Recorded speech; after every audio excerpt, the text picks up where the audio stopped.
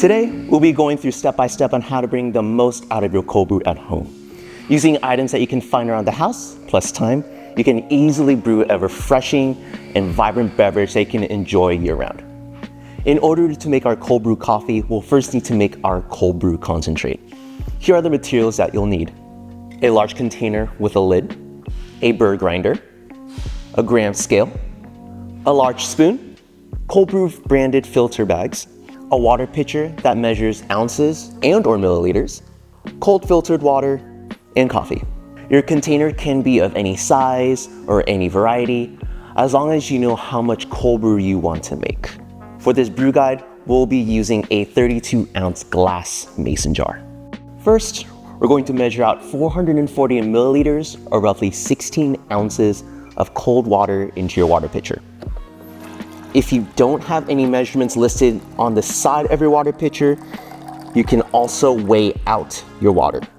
The conversion is pretty simple. 1 milliliter of water equals 1 gram of water. Water is integral in any coffee brewing method, especially cold brew. We recommend using either filtered water or mineralized water that is anywhere between 75 to 150 parts per million TDS. Our cold brew concentrate will be made with the 1:8 coffee to water ratio. So 1 parts coffee to 8 parts water. Our coffee to water ratio determines our strength or intensity of our brew. With a 32-ounce jar and 440 milliliters of water, we'll be weighing out 55 grams of coffee. If you're using a different sized vessel and need to know how much coffee you want to use, first, determine how much water in milliliters that you want to use, then divide that by 8 to get your coffee in grams. Using a scale that measures out 1/10 of a gram will give you the best results. Any fine mesh nylon filter bags, such as these from Alto, or cold brew specific cloth mesh bags work perfectly well. If your filter bag doesn't include a drawstring like this, we recommend using something like a zip tie to firmly secure your filter bag. We'll go ahead and insert this filter bag into our jar. We'll grind 55 grams of our coffee into our burr grinder on the coarse setting.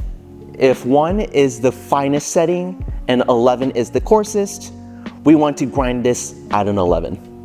Carefully pour your coffee grounds into your filter bag and keep it open. Then, keeping note of our time, we'll pour roughly half of the water from our pitcher into our coffee grounds.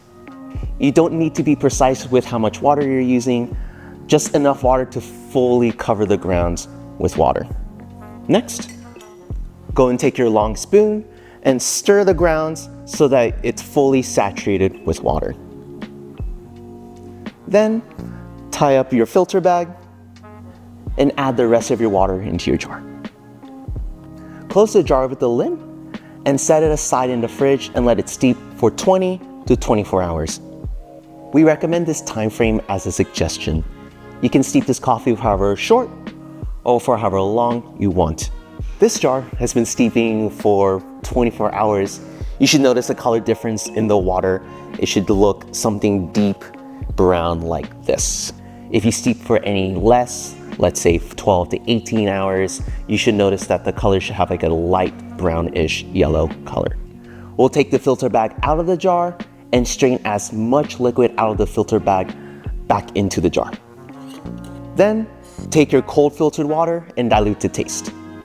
We recommend diluting equal parts cold brew concentrate and water to get a more balanced and smooth cup.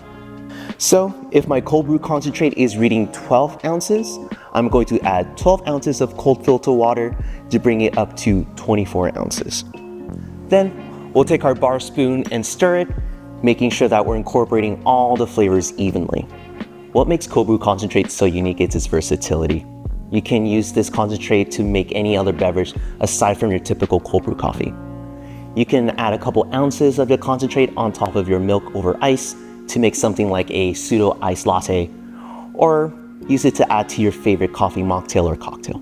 Give this recipe a try at home and let us know what you think.